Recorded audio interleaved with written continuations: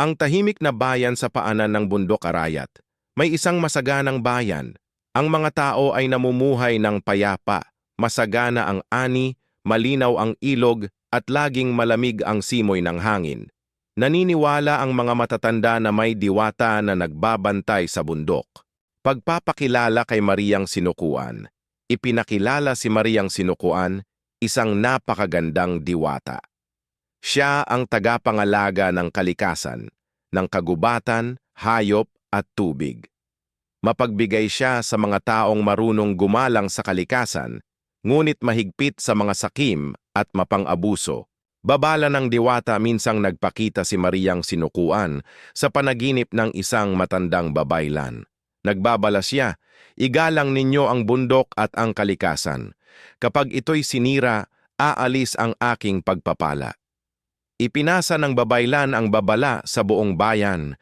Pagdating ng mga sakim, dumating ang ilang dayuhan at sakim na mga ngaso. Walang pakundangan nilang pinuputol ang mga puno at hinuhuli ang mga hayop. Hindi nila pinansin ang mga babala ng matatanda. Galit ni Mariang Sinukuan na galit si Mariang Sinukuan. Isang gabi, lumakas ang hangin, umulan ng malakas, at umalingaw-ngaw ang kulog mula sa bundok. Nagpakita siya sa anyong liwanag at ulap, isang tanda ng kanyang kapangyarihan. Parusa sa mga walang galang ang mga sakim ay naligaw sa gubat, ang ilan ay nagkasakit, at ang iba ay tuluyang umalis sa bayan. Ang bundok ay naging mailap at mapanganib sa mga may masamang hangarin. Paghingi ng tawad ang mga natirang mamamayan ay humingi ng tawad. Nangako silang aalagaan ang kalikasan at igagalang ang bundok. Nagsagawa sila ng ritual bilang paggalang kay Mariang Sinukuan. Pagbabalik ng kapayapaan, muling naging maaliwalas ang paligid.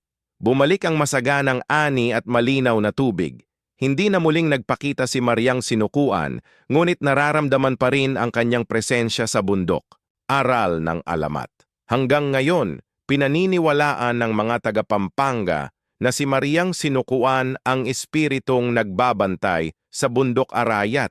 Paalala na, ang kalikasan ay dapat igalang, hindi inaabuso.